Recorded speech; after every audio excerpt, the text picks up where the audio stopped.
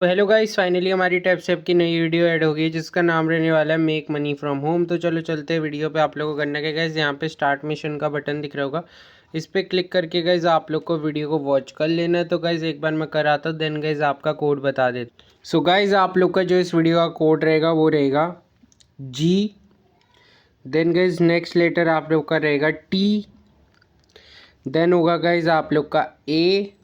अब गाइस बाकी का गाइस कोड बताने से पहले बता दूं, हमारे चैनल पे चल रहा है टोन कॉइन का गिव अवे।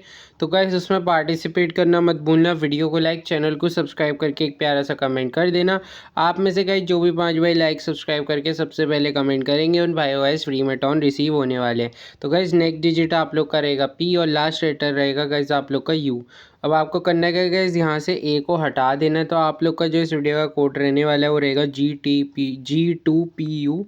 तो गाइस डाल के क्लेम कर लेना। होप आपको वीडियो अच्छी लगी हो। टिल देन मिलते हैं अगली वीडियो में, तब तक के लिए take care, bye bye guys, signing off from my side.